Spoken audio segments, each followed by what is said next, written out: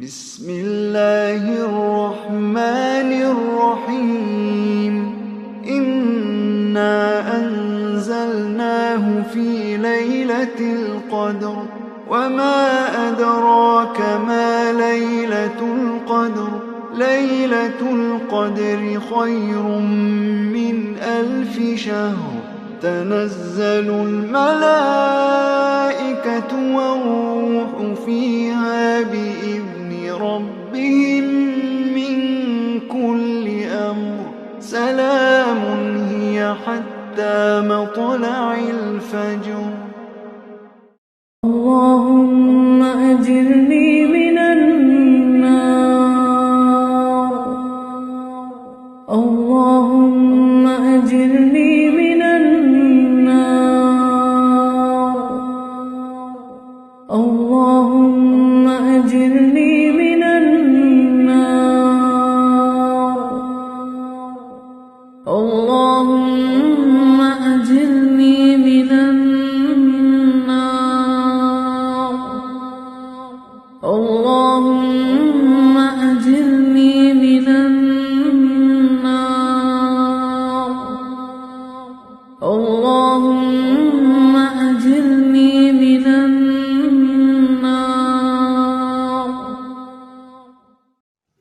اعوذ باللہ من الشیطان الرجیم. بسم اللہ الرحمن الرحیم.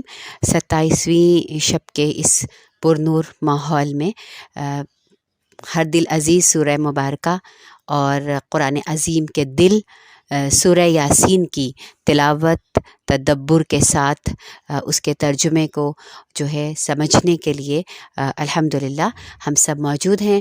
حدیث رسول صلی اللہ علیہ وسلم ہے کہ سورہ یاسین قرآن کا دل ہے، اور جو شخص سورہ یاسین کو اللہ اور آخرت کی لیے خالص کر کے پڑھتا ہے اس کی مغفرت ہو جاتی ہے. تو آج ہم یقیناً خالص اللہ کو راضی کرنے کے لیے اور اپنی آخرت کی جواب دہی کے منظر کو یاد کرنے کے لیے اس کو پڑھیں گے. تو یقین کامل رکھیے کہ انشاءاللہ اللہ ہماری مغفرت بھی فرمائیں گے. اور فرمایا کہ اس کو اپنے مردوں پر پڑھا کرو.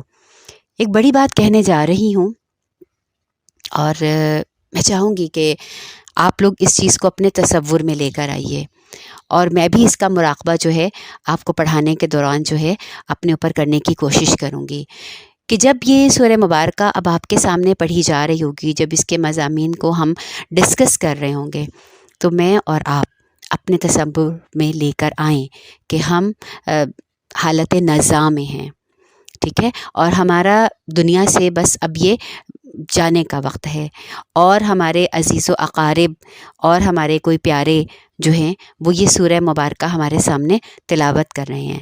یا اللہ کرے کہ مجھے اور آپ کو یہ سورہ مبارکہ یاد ہو، اور اللہ سبحانہ تعالیٰ ہمیں ہوش و حواس میں رکھیں جب ہم اس دنیا سے جا رہے ہوں، حالت نزاع میں ہوں، اور ہم خود اس کی تلاوت کر رہے ہوں. تو سبحان اللہ، پھر تو کیا کہنے. تو ذرا دیکھیے گا، پھر مجھ سے بعد میں آپ کامنٹس بھی اس پر کیجیے گا اور مجھے بتائیے گا کہ یہ سوچ کر، یہ تصور کر کے کہ مجھ پہ حالت نزاع آری ہے اور میں دنیا سے جا رہی ہوں اور دنیا کو خدا حافظ کہہ رہی ہوں، اور یہ سورہ مبارکہ اور اس کے مضامین جب میرے سامنے پڑھے گئے تو میرے دل کی کیفیت جو ہے وہ کیا ہوئی، اور کیا چیز تھی جس نے میرے دل کو جو ہے موو کر دیا، اور کیا چیز تھی جو میں نے اپنے عمل کے لیے جو ہے وہ منتخب کی. یاسین والقرآن الحکیم انک لمن المرسلین علی صراط مستقیم تنزیل العزیز الرحیم. یاسین، قسم ہے قرآن حکیم کی کہ اے پیغمبر محمد الرسول اللہ صلی اللہ علیہ وسلم، یقیناً آپ رسولوں میں سے ہیں، آپ سیدھے رستے پر ہیں، اور یہ قرآن غالب اور ایک مہربان ہستی کا نازل کرتا ہے. اب ذرا سوچئے کہ یہ جتنی بھی اب یہ 5 آیتیں جو ہیں میں نے آپ کے سامنے رکھی ہیں، اس میں کون سی بات نئی ہے؟ اس میں تو کوئی بات نہیں ہے، لیکن اس کے باوجود اللہ سبحانہ و تعالیٰ قرآن کے دل کے اندر ان آیات کو رکھ کر اس سے جو ہے سورہ مبارکہ کی ابتدا کروا رہے ہیں. باتیں کیا ہیں؟ قرآن حکیم کی جو ہے قسم کھائی ہے. اللہ کے نبی صلی اللہ علیہ وسلم کو دوبارہ ایشورٹی کرائیے کہ بھائی آپ ہمارے بھیجے ہوئے پیغمبروں میں سے ہی ایک ہیں. پھر ان کو بتا رہے ہیں کہ آپ کسی غلط راستے پہ نہیں، اعلیٰ صراط مستقیم، آپ سیدھے راستے پر ہیں. اور آپ جو ہیں یہ جو قرآن جو ہے نا، یہ ایک عزیز الرحیم، ایک زبردست ہستی کی طرف سے جو ہے وہ نازل کردہ ہے. اور اس کے نزول کا مقصد کیا ہے؟ لِتُنذِرَ قَوْمًا مَا أُنذِرَ آبَاؤُهُمْ فَهُمْ غَافِلُونَ، کہ اے پیغمبر صلی اللہ علیہ وسلم آپ ایک ایسی قوم کو خبردار کیجئے جن کے باپ دادا ڈرائے نہیں گئے تھے اور اس وجہ سے وہ لوگ غفلت میں پڑے ہوئے ہیں. ہمارے قرآن کے اندر آپ کو ایک چیز جو ہے، ایک مضمون جو ہے اس کا تذکرہ بار بار نظر آئے گا. سیدنا آدم علیہ السلام کا قصہ ہے. ایک دفعہ بیان کیا، دوسری دفعہ بیان کیا، تیسری دفعہ بیان کیا، بارہا آپ کو جو ہے آدم علیہ السلام کی تخلیق اور شیطان کے ساتھ جو ان کا جو تھا معاملہ تھا اور جنت سے نکال لے جانے کا جو قصہ تھا، بار بار آپ کو قرآن کے اندر نظر آئے گا. سیدنا موسیٰ علیہ السلام اور ان کی قوم اور ان کے بہت سارے قصے جو ہیں ایسے لگے گا کہ اس کی ریپیٹیشن ہو رہی ہے. سیدنا لوط علیہ السلام کی قوم کے تذکرے آپ کو بار بار نظر آئیں گے، نوح علیہ السلام کی قوم کے قصے بار بار نظر آئیں گے. گویا اس کا مطلب یہ ہے قرآن کتاب ہدایت ہے. ہدایت میں کیا ہوتا ہے کہ انسٹرکشنز ایک دفعہ دے دی جائیں تو وہ کافی نہیں ہوتی. انسٹرکشنز کو تو بار بار جو ہے وہ دہرانا پڑتا ہے. بار بار جو ہے انسان کو اس پر چلانے کے لیے اس کو وہ جو کہہ کر جو ہے وہ بتلائی جاتی ہیں اور سنائی جاتی ہیں اور اس کو ازبر جو ہے وہ کرائی جاتی ہیں. تو قرآن میں اللہ سبحانہ تعالیٰ کا انداز جو ہے وہ کسی ڈکٹیٹر کا نہیں ہے، بلکہ ایک شفیق اور ایک مہربان ہستی کا سا ہے کہ وہ شفیق اور مہربان ہستی کہ جب ہمیں دیکھتی ہے کہ ہم تھوڑا سا لائن سے ہٹنے لگے ہیں، جب کہیں دیکھتی ہے کہ ہمارا ایمان کہیں ڈاواں ڈول جو ہے وہ ہونا شروع ہو گیا ہے، تو وہ مہربان اور شفیق ہستی بڑی نرمی سے، بڑی آہستگی سے، کبھی ڈپٹ کے، کبھی ڈرا کے، کبھی ڈانٹ کے، کبھی جنت دکھلا کے، کبھی دوزخ کے عذاب سے ڈرا کر ہمیں واپس جو ہے وہ ہمیں اپنے فوکس میں لانے کے لیے جو ہے وہ کوشاں رہتی ہے. ایک اور ہم بات نوٹ کیجئے کہ اللہ یہ سورہ مبارکہ کے شروع کرتے ہی کیا کہہ رہے ہیں؟ اے پیغمبر صلی اللہ علیہ وسلم، آپ بے شک ہمارے رسولوں میں سے ہیں، بے شک آپ سیدھے راستے پر ہیں، بے شک یہ قرآن جو ہے وہ ایک رحیم و کریم رحیم ہستی کا جو ہے وہ نازل کردہ ہے. تو کیا یہ باتیں محمد الرسول اللہ صلی اللہ علیہ وسلم کو پتہ نہیں تھی کہ میں مرسلین میں سے ہوں؟ کیا آپ کو یہ یاد نہیں تھا؟ آپ کو نہیں معلوم تھا کہ آپ صراط مستقیم پر ہیں؟ سب کچھ معلوم تھا. لیکن بہت دفعہ ہم ٹھیک ہوتے ہیں، لیکن ٹھیک ہونے کے باوجود ہمیں اس شیورٹی اپنے بڑے سے، اپنے بزرگ سے، اپنی شفقت بھری ہستی جس کی طرف ہم نظر کرتے ہیں جب کہیں ہم پھنس جاتے ہیں، جب کہیں ہم اٹک جاتے ہیں، ہم ان کی طرف دیکھتے ہیں اور ان کی طرف سے ایک تھپکی ہمیں ملتی ہے، ایک یقین دہانی جو ہے وہ ہمیں جب آ جاتی ہے تو کیا ہوتا ہے کہ ہمارے قدم دوبارہ سے مضبوط ہو جاتے ہیں اور ہم منزل کی جانب کشا جو ہے وہ چل پڑتے ہیں. تو اس کا مطلب ہے کہ ہر لمحے اور ہر گھڑی میں اگر اللہ کے رسول صلی اللہ علیہ وسلم کو اللہ کی طرف سے تسلی کی اور تشفی کی ضرورت ہے کہ کبھی اللہ سبحانہ تعالیٰ کہہ رہے ہیں اے نبی صلی اللہ علیہ وسلم، آپ کوئی مجنون نہیں ہیں، آپ کوئی دیوانے نہیں ہیں، آپ کوئی شاعر نہیں ہیں، آپ بھٹکے ہوئے رستے سے نہیں ہیں، آپ تو بالکل سیدھے رستے پر ہیں. تو پھر مجھے اور آپ کو یہ شیورٹی کتنی چاہیے ہوگی؟ ہم کیسے ایمان کے رستے پہ چلتے چلے جائیں، ہم کیسے صراط مستقیم پر جو ہیں وہ قائم اور دائم رہ جائیں اگر ہمارے اندر اس چیز کی جو ہے وہ شیورٹی نہیں ہوگی، ہمیں بار بار پیچھے سے جو ہے وہ اس چیز کو یاد دہانی نہیں کرائی جائے گی، ہمیں بار بار ہماری پیٹھ کو تھپ تھپایا نہیں جائے گا، تو شک کے ناگ دل کے اندر آنے ہی لگ جاتے ہیں. شیطان جو ہمارے خون میں جو ہے اس کے ساتھ ساتھ گردش کرتا رہتا ہے، وہ ہمارے دل کے اندر شکوک و شبہات ڈالتا ہے، وہ ہمیں نا امید کرتا ہے، وہ مایوس کرتا ہے. تو پھر قرآن ایک لاٹھی ہے، جس کے ہاتھ میں یہ لاٹھی آ جاتی ہے وہ اپنے قدموں پہ جم کے کھڑا ہو جاتا ہے، وہ لڑکھڑاتا ہے تو اس کی لاٹھی جو ہے وہ اس کو تھام لیتی ہے اور اس کو سنبھال لیتی ہے. آیت نمبر 6 میں سلسلہ کلام آگے بڑھاتے ہوئے فرماتے ہیں تاکہ آپ خبردار کر دیجئے ایک ایسی قوم کو جس کے باپ دادا اس سے پہلے ڈرائے نہیں گئے تھے اور اس وجہ سے وہ غفلت میں پڑے ہوئے ہیں۔ گویا ہر دور میں انبیاء علیہم الصلاۃ والسلام کا یہ کام رہا ہے کہ اللہ کے حکم سے ہر علاقے میں ہر جگہ جا کر وہ لوگ کہ جن کے دلوں میں سے ہدایت کے جو ہیں وہ اثرات کچھ کم ہونے لگتے ہیں تو انبیاء جاتے ہیں اور نئے سرے سے اس ہدایت کی چراغ کو جو ہے وہ پھر سے روشن جو ہے وہ کر کے آتے ہیں۔ تو کہا کہ لقد حق القول علی اکثرہم فہم لا یؤمنون، لیکن ان میں سے پھر بھی اکثر لوگ جو ہیں وہ عذاب کے فیصلے کے مستحق ہو چکے ہیں، یعنی ان میں اس قدر ڈھٹائی ہے کہ لگتا تو نہیں ہے کہ وہ کسی بات کے اوپر آئیں گے۔ تو کہا یہ لوگ ایمان نہیں لانے والے، کیوں؟ انا جعلنا فی اعناقہم اغلالا فہی الی الاذقان فہم مقمحون، اور یہ بالکل انتہائی انسان اگر اس کو درد مندی کے ساتھ ان آیات کو پڑھے تو انسان اندر تک کانپ جاتا ہے کہ اللہ سبحانہ کہہ رہے ہیں کہ ان کے گردنوں میں ہم نے طوق ڈال دیے ہیں جن کی وجہ سے وہ تھوڑیوں تک جکڑے گئے ہیں اور اس لیے وہ سر اٹھائے کھڑے ہیں، یعنی ان کے اندر جو تکبر ہے کہ انہوں نے بات نہیں سننی، جس طریقۂ زندگی کے اوپر وہ ہیں اس میں انہوں نے سمجھنا ہی نہیں، سوچنا ہی نہیں کہ کہیں کوئی اصلاح ہو سکتی ہے، تو سمجھ لو کہ ان کی گردنوں میں طوق ڈال دیے ہیں۔ وہ جھک کے دیکھنا ہی نہیں چاہتے، وہ نظر ہی نہیں ڈالنا چاہتے، وہ تو بس اسی طریقے پہ جو ان کے سامنے ان کو نظر آ رہا ہے وہ اسی پہ چلنا چاہتے ہیں۔ تو کہا کہ ہم نے تو ان کے آگے دیوار کھڑی کر دی ہے، دیوار ان کے پیچھے بھی تو کھڑی کر دی ہے، ہم نے ان کو ڈھانک دیا ہے، اب انہیں کچھ بھی سجھائی نہیں دیتا۔ مطلب یہ ماضی کے واقعات سے کوئی نصیحت حاصل نہیں کرتے، یہ مستقبل کے اندیشوں سے خوف زدہ نہیں ہوتے۔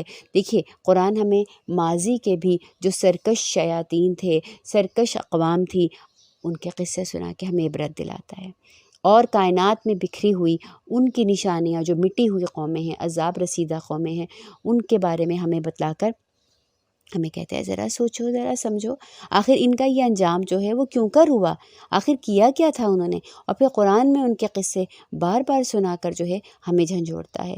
اور اس کے بعد اللہ سبحانہ تعالیٰ ہمارے مستقبل کے متعلق ہمیں بتاتے ہیں کہ اگر تم نے نصیحت حاصل نہ کی، اگر تم نے اپنے آپ کو نہ سنوارا تو ایک ایسا ہی برا مستقبل یا تو دنیا کے اندر، اور اگر دنیا میں نہیں تو دنیا سے جانے کے بعد آخرت میں جو ہے وہ تمہارا منتظر رہے گا۔ لیکن یہ ایسے بدقسمت لوگ ہیں کہ اللہ نے کہا کہ یہ ان کے آگے دیوار ہے، ان کے پیچھے بھی دیوار ہے، یہ نصیحت نہیں حاصل کرنا چاہتے تو اللہ بھی ان کو نہیں دکھانا چاہتے، انہیں کچھ بھی نہیں سوچتا۔ اے نبی، اے پیغمبر صلی اللہ علیہ وسلم، ان کے لیے برابر ہے، ڈراؤ یا نہ ڈراؤ، یہ تو نہیں مانیں گے۔ لیکن یہ فیصلہ میں نے نہیں کرنا، وہ تو مالک ہے نا، وہ رب ہے، اس کو پتہ ہے نا کہ یہ مانیں گے یا نہیں مانیں گے۔ لیکن میں یا آپ، ہمیں کسی کو یہ اختیار نہیں دیا اللہ سبحانہ و تعالیٰ نے کہ ہم کسی کے لیے یہ بات کہہ دیں۔ ہمارا کام آخر وقت تک انتہائی درد مندی کے ساتھ لوگوں کو پیغام پہنچانا ہے، لوگوں کو بات بتانی ہے۔ یہ تو صرف اللہ اپنے نبی صلی اللہ علیہ وسلم کی تسلی کے لیے کہہ رہے ہیں کہ آپ کے پیغام پہنچانے میں کوئی کوتاہی نہیں ہے بھائی، آپ کے بات بتانے میں، آپ کی درد مندی میں کوئی کمی نہیں ہے۔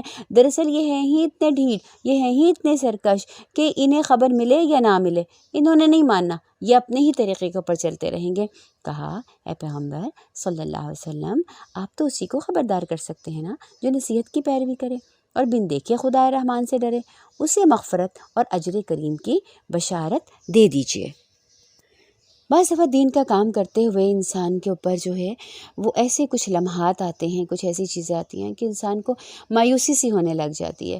تو یہاں پہ کہا اگر کسی کو ہدایت مل گئی تو اس میں آپ کا کوئی کمال نہیں ہے، اس بندے کا کنیکشن اللہ کے ساتھ کچھ اچھا ہوگا، آپ ایک سورس بن گئے، آپ ایک ذریعہ بن گئے اور اس تک ہدایت پہنچ گئی۔ اور اگر خدا نخواستہ کوئی اتنا ہی بدقسمت تھا کہ اس کو ہدایت نہیں حاصل ہوئی آپ کی کوشش کے باوجود، تو کیا ہے کہ تو بھی آپ کے لیے پریشان ہونے کی ضرورت نہیں ہے۔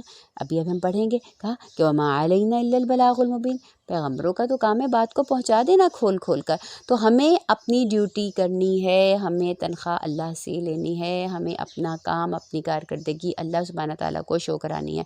اللہ تعالیٰ نے ہم سے کام مانگا ہے، اللہ تعالیٰ نے ہم سے رزلٹ نہیں مانگے، ٹھیک ہے۔ تو جب میں دنیا سے جا رہی ہوں گی وہاں پہ یہ ساری چیزیں مجھے غور کرنی ہے۔ جیسے کہ میں نے آپ سے پہلے کہا تھا، میں بار بار اس کو ریمائنڈ کراؤں گی کہ یہ صورت آج ایسے سنیں کہ جیسے ہم پہ نزاکہ عالم طاری ہے، اور اس وقت کوئی ہمیں یہ پڑھ کے سنا رہا ہے یا ہم خود پڑھ رہے ہیں۔ تو اپنی کتاب زندگی کا ذرا جائزہ لیتے رہیں کہ میری کتاب زندگی میں کہاں کہاں میں نے درد مندی کے ساتھ اللہ کے بندوں کو دعوت دی، اور کہاں کہاں درد مندی کے ساتھ آئی ہوئی اس دعوت کو میں نے جو ہے وہ قبول و منظور کیا۔ تو پھر یقیناً جو نصیحت کی پیروی کرے گا، بے دیکھے خدائے رحمان سے ڈرے گا، تو کیا ہے کہ فبشر ہو، تو کیسا ہمارا دل کھل جائے گا اگر اس طرح زندگی گزاری ہوگی کہ قرآن کہہ رہا ہے فبشر ہو بمغفرۃ واجر کریم۔ پھر آپ کو تو مغفرت ملے گی، مجھے تو مغفرت ملے گی، اور انشاءاللہ اجر کریم ملے گا۔ اور ہم یقیناً ایک روز مردوں کو زندہ کرنے والے ہیں، اور جو کچھ وہ کر رہے ہیں وہ سب ہم لکھتے جا رہے ہیں، اور جو اس کے آثار انہوں نے پیچھے چھوڑے ہیں وہ بھی تو ہم لکھ رہے ہیں، اور ہر چیز کو ہم نے ایک کھلی کتاب میں درج کر رکھا ہے۔ یہ قرآن کی آیات جو ہے یہ بہت زیادہ خوشی دینے والی بھی ہے، اور ایٹ دا سیم ٹائم یہ تھوڑا سا جھنجھوڑ دینے والی بھی ہے۔ دیکھیے، ہر عمل ہوتا ہے اور اس عمل کے کچھ اثرات ہوتے ہیں، ٹھیک ہے جی۔ مثال کے طور پر آپ نے کوئی درس سنا، آپ نے کوئی دینی بات سنی، آپ نے کوئی تلاوت کی، تو اس کے ایک روحانی اثرات جو ہیں وہ آپ کے اوپر آتے ہیں۔ اسی طرح کوئی غلط چیز دیکھ لی، کوئی بری چیز سن لی، تو اس کے بھی برے اثرات ہوتے ہیں۔ آپ نے ایک اچھا ٹائم اسپینڈ کیا، آپ نے کسی سہیلی کے ساتھ، کسی عزیز کے ساتھ، اس کے آپ کے موڈ کے اوپر کتنے خوشگوار تاثرات ہوتے ہیں۔ خدا نہ خواستہ آپ کا کوئی جھگڑا ہو گیا، آپ کی کوئی لڑائی ہو گئی اپنی کسی سہیلی سے، کسی قریبی عزیز سے، تو اس کے تاثرات جو ہیں وہ کتنے برے ہوتے ہیں، ہے نا۔ آپ کتنی دیر تک اسے چاہنے کے باوجود آپ اسے پیچھا نہیں چھڑا رہی ہوتی۔ تو بالکل اسی طرح آج کا دن جو مجھے اللہ سبحانہ و تعالیٰ کی طرف سے مجھے ایک انعام کے طور پر ملا ہے، اس دن میں اب میں جو کچھ بھی کر رہی ہوں، جو بھی میرے اعمال ہیں، تو وہ ان اعمال کے ظاہر ہے اس میں اچھائیاں بھی ہوں گی، خدا نخواستہ برائیاں بھی ہوں گی، تو جو بھی ہے اس کے اثرات جو ہیں اعمال جو ہیں وہ لکھے جا رہے ہیں۔ اب اعمال ہی نہیں، اس کے اثرات بھی لکھے جا رہے ہیں۔ کبھی آپ نے دیکھا ہوگا نا، ایک والدہ ہوتی ہیں، وہ چھوٹے ان کا جو بچہ ہوتا ہے اس کے ساتھ وہ نماز پڑھ رہی ہوتی ہیں، اب وہ بچہ جو ہے کبھی پیٹھ کے اوپر چڑھ رہا ہے، کبھی وہ آگے آ کے سجدے کی جگہ پر جو ہے وہ بیٹھ رہا ہے، کبھی وہ دوپٹہ کھینچ رہا ہے، کبھی کچھ کر رہا ہے۔ پھر اس کے بعد آہستہ آہستہ آپ دیکھتے ہیں کہ کیا ہوتا ہے کہ وہ بچہ اوندھا ہو کے، سیدھا ہو کے، جس طرح بھی ہو کے وہ بھی سجدہ کر رہا ہوتا ہے، وہ اپنی ماں کی نقل کر رہا ہوتا ہے، وہ بھی ہاتھ اٹھا کے دعا مانگ رہا ہوتا ہے۔ کیا ہے؟ ماں نے تو نہیں اس کو، ماں نے جو کیا اس کے اثرات جو ہیں وہ آ گئے۔ اسی طرح اگر وہ کچھ اس طرح کی کچھ چیزیں جو ہیں وہ بچے کو دکھا رہی ہے، تو بچہ جو ہے وہ یقیناً وہ والے کام کر کے دکھا رہا ہے، وہ ناچ کے دکھا رہا ہے، وہ اور حرکتیں جو ہے وہ کر کے دکھا رہا ہے۔ تو کچھ عمل ہوتے ہیں اور کچھ ان کے اثرات ہوتے ہیں۔ اب ایسے ہی کیا ہوتا ہے کہ بہت سارے معاملات میں ہم جو ہے کچھ اپنی گھروں کے اندر کچھ روایات بنا لیتے ہیں، کچھ خوشیوں کو سیلیبریٹ کرنے کی چیزیں بنا لیتے ہیں، کچھ جو چیزیں ہمارے خاندان میں نسل در نسل چلی آ رہی ہوتی ہیں ہم ان کو جو ہے وہ لے کر چل رہے ہوتے ہیں۔ اب ہوتا کیا ہے، ہم ہوں یا نہ ہوں، وہ چیزیں جو ہیں وہ چلتی ہی جاتی ہیں۔ جن خاندانوں میں جو ہے ہوتا ہے کہ بھئی خاندان میں خدا نخواستہ کوئی بیوہ ہو گئی، کوئی یتیم ہو گئی، بعض گھرانوں میں بڑی اچھی روایات ہوتی ہیں، تو وہ یہ نہیں دیکھتے کہ قریب کا عزیز ہے یا دور کا عزیز ہے، بس انہوں نے اپنے بچوں کو یہ تربیت دی ہوتی ہے، کیونکہ انہوں نے خود کیا ہوتا ہے یہ کہ خاندان میں کوئی بھی بیوہ ہے یا کوئی یتیم بچے ہیں یا کوئی ایسا ہے تو وہ لازماً اس کے سر کے اوپر ہاتھ رکھتے ہیں۔ اب جب وہ دنیا میں نہیں بھی ہوں گے نا تو ان کے بچے یہ کریں گے نا، تو آٹومیٹکلی انہوں نے ماں باپ کو کرتے ہوئے دیکھا تھا نا، یہ صلہ رحمی کرتے دیکھا تھا، خوش اخلاقی کے ساتھ معاملہ کرتے دیکھا تھا، وہ خود بخود جو ہے نا وہ کرتے چلے جاتے ہیں۔ اب ہماری جو ہیں وہ ساتھی ہیں وہ دنیا سے چلے گئے، کتنے لوگ دنیا سے چلے گئے۔ اب وہ اپنی زندگی میں جب تھے وہ اپنی بہوؤں کو، اپنی بیٹیوں کو کہتے تھے کہ بھئی آپ آئیں، قرآن کی کلاس میں بیٹھیں، درس میں آئیں، یہ کریں۔ بچوں نے آپ کو پتہ ہے جیسے ہوتے نہیں توجہ کی، نہیں خیال کیا۔ اب جب وہ کسی بیماری کی وجہ سے، کسی مجبوری کی وجہ سے، یا دنیا سے ان کی روانگی کا ہی وقت آ گیا، وہ لوگ دنیا سے چلے گئے، تو میں نے دیکھا کہ ان کی بہوئیں، ان کی بیٹیاں، ان کی بھانجیاں، ان سے پیار کرنے والے، ان کو لگا کہ ہمیں ان کے ساتھ محبت ہے، ہمارا ان کے ساتھ تعلق ہے، تو وہ خود بخود آ کے جڑے۔ اب انٹروڈکشن تو انہوں نے کروایا تھا نا اس ساری چیز کا، اپنے گھر میں چیز تو وہ لے کر گئی تھی نا، تو خود بخود کیا ہوا، ان کے لیے صدقہ جاریہ بن گئی۔ اب وہ تو خیر اپنی قبروں میں پڑے ہوں گے، ٹھیک ہے نا، یا وہ بیمار ہو کے بالکل بیچارے معذور ہو کے جو ہے وہ گھروں میں پڑے ہوئے، لیکن کیا ہوا، ایک سلسلہ جو ہے نا وہ چل گیا۔ تو اگر آپ اچھی چیز کا تعارف کروائیں گے اپنے خاندان میں، اپنے بچوں کے سامنے، تو آپ کو اس کی نیکی ملے گی۔ اور اگر خدا نخواستہ اگر آپ نے کوئی بری چیز انٹروڈیوس کروا دی، اور یہ تو سوشل میڈیا کا دور ہے، آپ کو پتہ ہے ہمارے سوشل میڈیا اکاؤنٹس جو ہیں وہ چلتے ہی رہتے ہیں، کچھ چیزیں جن کو ہم نے سبسکرائب کیا ہوتا ہے وہ لازمی اس کے نوٹیفیکیشنز جو ہے وہ ہمیں آتے رہتے ہیں۔ میں سوچوں آج اگر مجھے فوت میں ہو جاؤں، میری دنیا سے جانے کا وقت آ جائے، تو میری جو سوشل میڈیا کی ایکٹیویٹیز ہیں، جو چیزیں میں نے سبسکرائب کی ہوئی ہیں، جو چیزیں جو ہیں وہ میں نے شیئر کی ہوئی ہیں، تو جب میں کل اللہ کے پاس جاؤں گی تو وہ شیئر ہونے والی چیزیں، وہ میری وال پر جو بھی پڑی ہوئی ہیں، ان کو دیکھ کے لوگ کیا نتیجہ اخذ کریں گے، لوگ کیا کہیں گے؟ اگر تو اچھی باتیں سیکھیں گے، ویل اینڈ گڈ، اور اگر خدا نخواستہ اس سے کوئی برائی جو ہے اس کی ترغیب لوگوں کے اندر ملے گی، تو سمجھ لیجئے کہ پھر ہم اپنے لیے عذاب جاریہ جو ہے وہ پیچھے چھوڑ کر جا رہے ہیں۔ تو واضح طور پہ کہا، جو کیا ہے وہ بھی لکھتے ہیں، جو آثار ہے پیچھے چھوڑتے، ہم ان کو بھی جو ہے وہ بھی اپنے پاس شمار کر رہے ہیں، اس کو بھی اپنے پاس جو ہے اس کا بھی ریکارڈ جو ہے اپنے پاس مینٹین کر رہے ہیں۔ تو بہت احتیاط سے، بڑا محتاط ہونے کی ضرورت ہے کہ ہمارے سے دنیا کے اندر جو ہے وہ کیا پھیل رہا ہے، ہمیں دیکھ کر لوگ جو ہے وہ کیا سیکھ رہے ہیں۔ اور کہا کہ اب ایک مثال آ گئی، مثال سے بات بہت اچھی سمجھ میں آتی ہے نا، تو فرمایا کہ ایک بستی کا قصہ سنا دو، جب اس میں رسول آئے تھے، ہم نے ان کی طرف 2 رسول اور بھیج دیے، اور انہوں نے دونوں کو جھٹلا دیا، پھر ہم نے تیسرا بھیجا ایک مدد کے لیے، ان سب نے کہا دیکھو ہم تمہارے رب کی طرف سے رسول کی حیثیت میں تمہارے پاس بھیجے گئے ہیں۔ بستی والے بولے تم کچھ نہیں، مگر تم تو ہمارے جیسے تو انسان ہو، اور خدا رحمان نے ہرگز کوئی چیز نازل نہیں کی، تم بس ہمیں تو ایسے لگتا ہے کہ جھوٹ بولتے ہو۔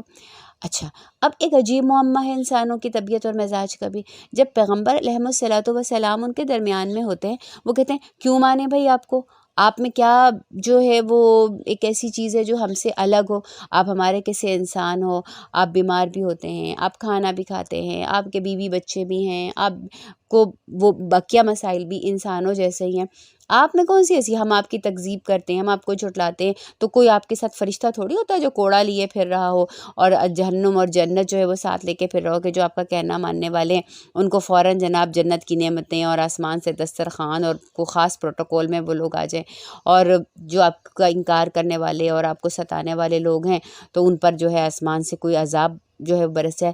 ہمیں تو کوئی خاص ایسی بات نظر نہیں آتی آپ کے اندر۔ اور جب انبیاء علیہ السلام جو ہیں وہ سامنے نہیں ہوتے، تو پھر بعد کی امتیں جو ہیں وہ کیا کہتی ہیں؟ وہ کہتی ہیں نہیں بھائی نہیں، وہ بشر نہیں تھے، وہ تو اللہ کا نور تھے، اور وہ تو کچھ اور چیز تھے۔ تو انسان ہمیشہ افراط اور تفریط میں رہتا ہے۔ انبیاء علیہ السلام اللہ تعالیٰ نے انسانوں کے لیے بھیجے، تو اللہ نے انسانوں میں انسان ہی پیغمبر جو ہے وہ بنا کر بھیجے۔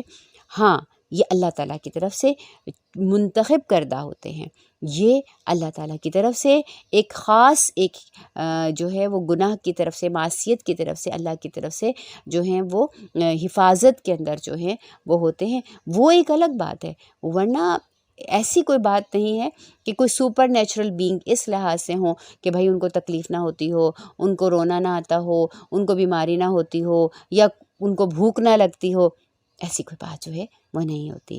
تو اینی ہاؤ، تو جی بستی والوں نے کیا کیا، ایک جو ہے گروپ آیا پیغمبروں کا، ان کا انکار کر دیا، پھر ایک اور آئے پیغمبر، لیجئے جی سب کو منع کر دیا، اور حد تو یہ ہے کیا بولے کہ ہمیں تو لگتا ہے ان انتم الا تکذبون، لگتا ہے کہ جھوٹ بولتے ہو، نعوذ باللہ۔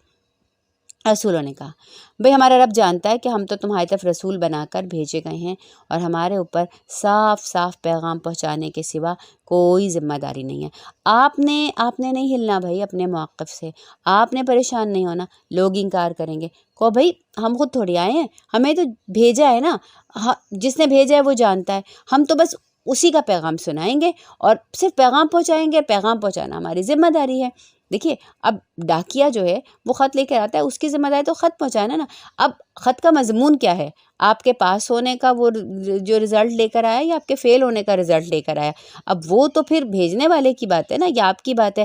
تو اس کا ڈاکیا کا کام کیا ہے؟ پیغام پہنچا دے، پورے انصاف کے ساتھ، پوری درد مندی کے ساتھ اس کو ایڈریس مل رہا ہے یا نہیں مل رہا، وہ ڈھونڈتا ہے، وہ پہنچتا ہے، وہ جاتا ہے۔ تو پیغمبروں کا کام بس یہی ہے کہ وہ درمیان میں وہ موجود ہیں، اور پھر جو دعوت وہ لے کر آتے ہیں، جو پیغام وہ اللہ کی طرف سے لے کر آتے ہیں نا، سب سے پہلے وہ خود اس کے ماننے والے جو ہیں وہ ہوتے ہیں۔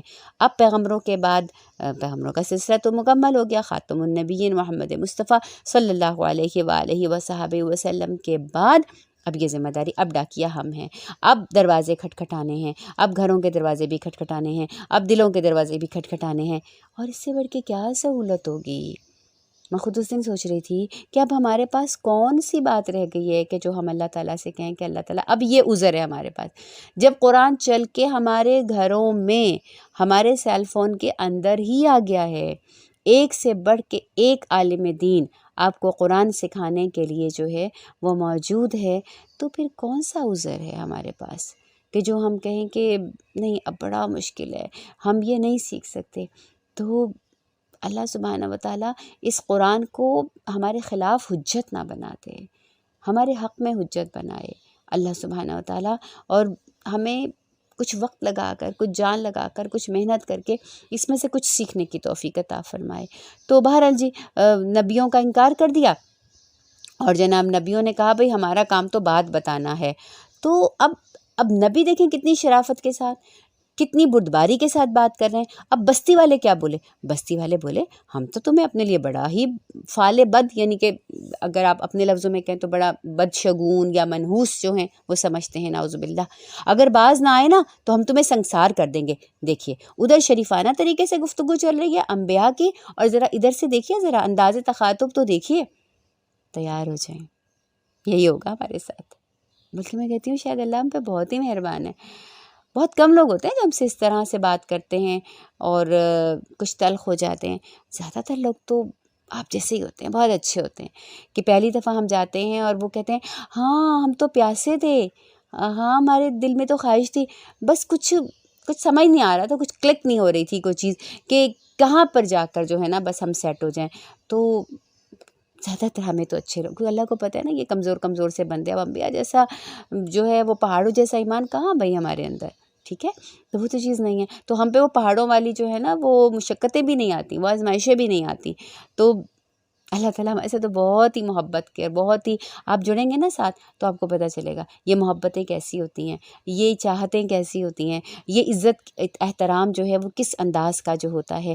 تو وہ دیکھیں وہ کیسی بدتمیز قوم ہے، بولے ہم تو اے انبیاء آپ کو سنگسار ہی کر دیں گے اور بڑی دردناک سزا پاؤ گے تم ہم سے۔ رسولوں نے فرمایا تمہاری فعال بد تو تمہارے اپنے ہی ساتھ لگی ہوئی ہے، یعنی تم اللہ کا انکار کرو گے، اللہ کے پیغمبروں کو ستاؤ گے تو بھائی بدشگونی کے لیے تو، نحوست کے لیے تو راستے تم خود کھول رہے ہو، ہمارے سے کوئی تمہیں نہیں فرق پڑنے لگا، تمہارے اپنے اعمال ہیں جن کی کرتوتوں کی وجہ سے تم اس انجام کا شکار ہوگے۔ کیا یہ باتیں تم اس لیے کرتے ہو کہ تمہیں نصیحت کی گئی ہے؟ کہ نصیحت کے سوا ہم کر کیا رہے ہیں تمہیں؟ نہ ہم تم سے تمہارا مال مانگے، نہ اپنے لیے کوئی ذاتی فوائد حاصل کریں، ہم تو صرف تم کو ایک نصیحت کرتے ہیں اور کہتے ہیں کہ رب العالمین کی طرف آ جاؤ۔ تو بس اتنی سی بات پہ تم اتنے بگڑ رہے ہو ہمارے ساتھ۔ تو کہا بات تو یہ ہے کہ اصل بات یہ ہے کہ تم حد سے گزرے ہوئے لوگ ہو۔ اچھا اب یہ تو وہ لوگ تھے جو سراؤنڈنگز میں تھے، ٹھیک ہے، جن کی بستی میں یہ لوگ انبیاء علیہ الصلوۃ والسلام موجود تھے۔ انداز تخاطب دیکھ لیا، جھگڑا کرتے دیکھ لیا، ہٹ دھرمی اور بدتمیزی دیکھ لیا آپ نے۔ ایسا نہیں ہوتا پھر کہ سارا کچھ ہی ایسا چلتا رہے، نہیں، کچھ چینج بھی ہو جاتا ہے۔ آئیے اس چینج کی طرف جہاں سے اگلا پارہ شروع ہو رہا ہے کہ ہوا وہاں سے اب کیا ہوا کہ اب سینیریو، اب سین چینج ہو رہا ہے۔ کیا ہو رہا ہے؟ وَجَاءَ مِنْ أَقْصَى الْمَدِينَةِ رَجُلٌ يَسْعَىٰ، ایک دور دراز سے شہر کے ایک کونے میں سے ایک شخص آیا، دوڑتا ہوا آیا، بولا اے میری قوم کے لوگوں، یا قومی، اے میری قوم کے لوگوں۔ دیکھیے انداز دیکھیے، یہ جو دین کی دعوت دینے والے لوگ ہوتے ہیں نا، یہ لوگوں کو اپنے سے کاٹنے والے نہیں ہوتے، اپنے سے جوڑنے والے ہوتے ہیں۔ معلوم ہے کہ کتنے برے لوگ ہیں، معلوم ہے کہ انبیاء کے ساتھ کیا رویہ جو ہے وہ اختیار کر رہے ہیں، پھر بھی بولتے اے میری قوم کے لوگوں، رسولوں کا کہنا مان لو۔ دیکھو کہنا مانو ان سے جو تم سے کوئی اجر نہیں چاہتے اور یہ ٹھیک راستے پر ہیں۔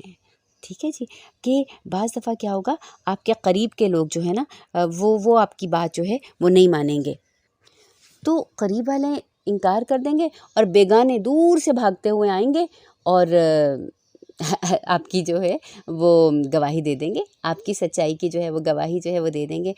آپ اگر خیر پھیلانے کی کوشش تو کریں، آپ خیر بانٹنے والے تو بنیں، تو اللہ تعالیٰ لوگوں کو آپ کے پاس جو ہے وہ خود سے خود بھیجنا شروع کر دیں گے۔ بات کیا ہے، نیت کرنے کی ہے، اور لوگ آپ کے گھروں میں آ جائیں گے۔ آپ خیر کی طلب تو کریں، دیکھیے خیر چل کے آئی ہے نا، آپ کے گھروں میں آئی ہے نا۔ اب اس وقت آپ اپنے گھروں کے عافیت والے ماحول کے اندر بیٹھے ہیں نا، آپ سکون کے اندر بیٹھے، خیر خود چل کر آئی ہے۔ خیر پہنچانے والا، خیر مانگنے والا، خیر کا منبع تو اللہ ہے، تو اللہ کیسے محروم کریں گے؟ محروم نہیں کریں گے اللہ، ہے نا۔ تو کہا کیا ہو گیا ہے میری قوم کے لوگوں، کیوں تم انبیاء علیہ السلام کے پیچھے پڑ گئے؟ ارے بھائی دیکھو تو صحیح، کتنے مخلص لوگ ہیں، کچھ بھی نہیں مانگ رہے تم سے اپنے لیے، اور تمہارا ہی بھلا جو ہے وہ چاہ رہے ہیں، اور خود بھی ہدایت یافتہ ہیں۔ اور پھر سب سے بڑی اگزامپل انسان خود اپنی ہی پیش کرتے ہیں، بولے وَمَا لِيَ لَا أَعْبُدُ الَّذِي فَطَرَنِي وَإِلَيْهِ تُرْجَعُونَ۔ کسی پہ انگلی رکھ کے اس کو ٹیگ کرنے کے بجائے اپنے اوپر انگلی رکھی، وَمَا لِيَ، مجھے کیا ہو گیا بھائی، کیا ہو گیا مجھے، میں کیوں نہ ایمان لاؤں، میں کیوں نہ مانوں اس رب کو کہ جو مجھے پیدا کرتا ہے، جس کی طرف جو ہے وہ پلٹ کر جانا ہے، کیا میں اسے چھوڑ دوں اور اس کو چھوڑ کے دوسرے معبود بنا لوں؟ حالانکہ اگر خدائے رحمان مجھے نقصان پہنچانا چاہے تو اللہ کے سوا کون ہے جو میری سفارش کرے گا، میرے کام آئے گا اور مجھے چھڑا لے گا؟ اگر میں ایسا کروں تو میں تو بڑی ہی گمراہی میں مبتلا ہو جاؤں گا۔ لو بھائی، میں تو تمہارے رب پر ایمان لے آیا اور تم بھی میری بات مان لو۔ کہتے ہیں کہ یہ اس بستی کا ایک شخص تھا جس کو کوئی ایسی بیماری تھی کہ جو لا علاج تھی، اور اس کو شہر سے باہر نکال دیا۔ اور جب یہ انبیاء علیہ السلام شہر کے، پہلے آپ کو پتہ ہے شہر کے باہر دروازے ہوتے تھے اور رات کو بند کر دیتے تھے اور دن میں کھول دیا کرتے تھے، تو شہر کے باہر بیچارہ یہ تھا۔ تو انبیاء علیہ السلام جب شہر میں داخل ہونے لگے تو انبیاء نے جو ہے حسب عادت اس شخص کو بھی دین کی طرف جو ہے وہ دعوت دی۔ تو اس نے کہا کہ میں کیا اگر یہ مان لوں گا تو اللہ میری بیماری دور کر دیں؟ انہوں نے کہا ہاں، ہم اللہ سے دعا کریں گے، اللہ آپ کی بیماری دور کر دیں گے۔ اور انبیاء علیہ السلام نے دعا کی اور اس کی لا علاج بیماری جو ہے وہ ٹھیک ہو گئی۔ تو پھر جب اس کو خبر ملی کہ وہ بزرگ لوگ کہ جو میری بیماری کا علاج کر کے گئے اور جو مجھے ہدایت کے رستے پہ لگا کے گئے، میرے شہر کے نادان لوگ جو ہیں ان کے ساتھ یہ سلوک کر رہے ہیں، تو کہا نا کہ وہ دوڑتا چلا آیا، وَجَاءَ مِنْ أَقْصَى الْمَدِينَةِ رَجُلٌ يَسْعَىٰ، کہ یہاں پہ لوگ جو ہیں وہ یہ حال کر رہے ہیں، اور وہ شہر کے کنارے سے جو ہے وہ دوڑتا چلا ہے، کیونکہ وہ انبیاء علیہ السلام کو پہچان گیا تھا، وہ مان گیا تھا کہ یہ کتنے بھلے لوگ ہیں اور ان کے اندر کتنی خیر ہے۔ تو اس وجہ سے وہ دوڑتا ہوا چلا آیا اور اس نے پھر اپنی قوم کو جو ہے وہ دعوت دی اور اعلان حق کیا، اور اس نے کہا کہ یہ تو میری فطرت کی پکاری، وَمَا لِيَ لَا أَعْبُدُ الَّذِي فَطَرَنِي وَإِلَيْهِ تُرْجَعُونَ، میں کیوں نہ مانوں اللہ کو جس نے مجھے جو ہے وہ پیدا کیا۔ اور پھر اس نے اعلان حق کر دیا کہ میں تو رب پر ایمان لے آیا، تم بھی میری بات مان لو، انی آمنت بربکم فاسمعون۔ ایک منٹ ٹھہریے، میں نے کب کہاں یہ اعلان کیا ہے؟ اپنے رشتہ داروں میں، غیروں میں، تنہائی میں، مجلس میں؟ انی آمنت بربکم فاسمعون، لو بھائی میں تو ایمان لے آیا رب پر، ٹھیک ہے، تو تم بھی میری بات مان لو۔ یہ اعلان حق ہے جو مجھے کرنا پڑے گا۔ اب تک کی زندگی جیسی بھی گزر گئی، جن مصروفیات کے ساتھ گزر گئی، جس لائف اسٹائل کے ساتھ گزر گئی، اب نزا کے عالم میں مجھے اپنے آپ کو پوچھنا ہے کہ اے اللہ کی بندی، تو نے کبھی کہا تھا اپنے رشتہ داروں میں بیٹھ کر کہ انی آمنت بربکم، میں تو رب پہ ایمان لے آئی ہوں، تو تم لوگ سن لو بھائی، تم لوگ گواہ ہو جاؤ، میں نے کبھی تنہائی میں نے کبھی اللہ کے سامنے اعتراف محبت کیا تھا کہ اللہ مجھے آپ سے بڑی محبت، اللہ میں نے مان ہی لیا آپ کو، میں نے جان ہی لیا آپ کو، میں نے اچھوں کے درمیان بروں کے درمیان، تنہائی میں خوشیوں میں غم میں، کس موقع پر میں نے یہ اعلان کیا انی آمنت بربکم، میں ایمان لائی ہوں اللہ کے اوپر۔ تو گویا زندگی جو ہے گنگوں اور بہروں کی طرح نہیں گزارنی۔ مومن گنگا نہیں ہوتا، مومن بہرا نہیں ہوتا، مومن اندھا نہیں ہوتا۔ مومن کی ایک اپنی پہچان ہوتی ہے، اور وہ اپنی پہچان جو ہے وہ کروا کے جو ہے وہ دم لیتا ہے، تو پھر خواہ کانسیکوینسز کچھ بھی ہوں۔ اگلی آیت میں آ رہا ہے کہ جیسے اس نے کہا انی آمنت بربکم فاسمعون، کہا قیل ادخل الجنہ۔ او مائی گاڈ، کیا ہو گیا؟ قیل ادخل الجنہ، اس کا مطلب ہے کہ وہ لوگ جو انبیاء کے ساتھ یہ معاملہ کر رہے تھے، انہوں نے اپنے ہی بھائی بند کو دیکھا کہ وہ آ کے ان کو نصیحت کرنا شروع ہو گیا، تو ایسے وہ انگاروں کی طرح تپ رہے تھے اور ایسے وہ جل رہے تھے غیظ و غضب میں کہ ایک دم ہی لگتا ہے کہ بس انہوں نے حملہ کر دیا، اور ان صاحب کی جو ہے وہ شہادت واقع ہو گئی، جو انبیاء علیہم الصلوۃ والسلام کی تصدیق کرنے کے لیے آئے تھے، اور ادھر ہی شہادت ہوئی ہے۔ اللہ نے بیچ کی ساری بات جو ہے وہ مطلب اس میں نہیں بیان کی کہ لوگوں نے کیا کیا اور ان کے ساتھ کیا، اللہ نے سیدھی ایک بات کہہ دی قیل ادخل الجنہ۔ اس کا مطلب اللہ نے سرٹیفائڈ کر دیا کہ بھائی جنت میں چلے گئے، ہے نا۔ کچھ لوگ کہتے ہیں عذاب قبر کا یا ثواب قبر کا ذکر جو ہے وہ کہاں ہے قرآن میں؟ لیجئے، قیامت تو نہیں برپا ہوئی نا، ابھی حساب و کتاب تو نہیں ہوا ہے نا، ابھی پلسرات سے تو نہیں گزرے نا۔ تو جیسے ہی برے لوگ قبر میں پہنچتے ہیں، ان کی برے اعمال کے کرتوت کی سزا شروع ہو جاتی ہے۔ جیسے ہی نیک بندے قبر میں پہنچتے ہیں، ان کے اچھے اعمال کی جو روشنی ہے اور ٹھنڈک ہے اور سکون ہے، ان کو قبر میں ملنا شروع ہو جاتا ہے۔ اب جیسے ہی وہ جنت میں گیا، ابھی تک تو نبیوں سے سنی تھی نا باتیں، ابھی تو پڑھی ہوں گی یا سنی ہوں گی یا جو بھی تھا، اور اس پہ غیب کا ایمان تھا۔ اب جیسے ہی اس نے یہ سارا کچھ دیکھا تو بولا قولا یا لیت قومی یعلمون، ارے جب جنت کی نعمتیں اپنی آنکھوں سے دیکھ ہی لی تو وہاں بھی جا کے اس کو اپنی قوم یاد آئی، کیسا اپنے قوم کے ساتھ جو ہے وہ اچھا معاملہ کرنے والا تھا، کہ وہ لوگ جو جان سے مار چکے ہیں اس کو، جو جان ہی لے چکے ہیں اس کی، تو وہ وہاں بھی ان کے ساتھ خیر خواہی کرتا ہے۔ یا لیت قومی یعلم، ہائے کاش کاش کاش میری قوم کو پتہ چل جاتا کہ میرے رب نے کس چیز کی بدولت میری مغفرت فرما دی اور مجھے باعزت لوگوں میں داخل فرما دیا۔ کہا کہ مرنے کے بعد بھی اتنی اذیت کے ساتھ جو ہے پوری مجمع نے حملہ کیا ہوگا نا، تو وہ جیسے ہی مطلب وہ اس تکلیف سہ کر اللہ کی جنتوں میں داخل ہوا تو وہ تکلیفیں تو بھول گیا، اسے حسرت آئی ان لوگوں کے اوپر کہ ایسا نہ کہیں ہو کہ میری قوم کو پتہ ہی نہ چلے، اور میرا تو اتنا اچھا انجام ہو گیا، اور پیچھے وہ لوگ جو ہیں کہیں خدا نہ خواستہ ایسا نہ ہو کہ وہ بد انجام کا جو ہے وہ شکار ہو جائے۔ اور پھر ہونی تو ہو کر رہتی ہے۔ اللہ تعالیٰ بہت اپرچونٹیز دیتے ہیں، اللہ تعالیٰ بہت حلیم اور بردبار ہیں، لیکن آخر کب تک؟ جب انسان خود ہی جو ہے وہ نہ چاہے تو اللہ تعالیٰ زبردستی تو پھر اس کو ہدایت نہیں دیتے نا۔ لیجئے جی، اب ہو گئی حجت تمام۔ اب اگلی بات سنیے، کہا اس کے بعد اس کی قوم پر ہم نے آسمان سے کوئی لشکر نہیں اتارا، اور لشکر بھیجنے کی ہم کو ضرورت بھی کیا ہے؟ اللہ نے کہا بس بہت ہو گیا، اٹس ٹو مچ ناؤ، ٹھیک ہے، ہمیں کوئی لشکر اتارنے کی ضرورت نہیں ہے ان سے انتقام لینے کے لیے۔ بس ایک دھماکہ ہوا اور یکا یک وہ سب بجھ کر رہ گئے، یعنی کہاں تو وہ غیظ و غضب میں جو ہیں وہ جل رہے تھے، ہے نا، اور یکا یک کیا ہوا کہ ایک فرشتہ آیا اور اس نے کہتے ہیں کہ چیخ ماری یا کوئی ایسی زوردار آواز تھی کہ بس ان کے کلیجے جو ہیں وہ پھٹ کے رہ گئے، اور وہ اپنے مسکن میں اپنے اپنے گھروں کے اندر جیسے تھے ویسے کے ویسے ہی پڑے کے پڑے رہ گئے۔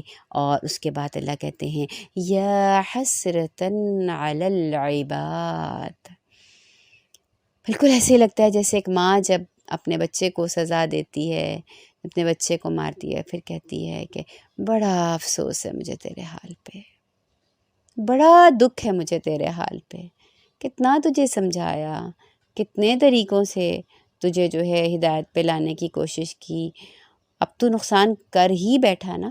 یا حسرتن علی العباد، افسوس بندوں کے حال پہ، جو رسول بھی ان کے پاس آیا اس کا مذاق کیوں اڑاتے رہے، انہوں نے نہیں دیکھا ان سے پہلے کتنی قوموں کو ہم ہلاک کر چکے ہیں، پھر اس کے بعد وہ کبھی ان کی طرف پلٹ کر نہیں آئے۔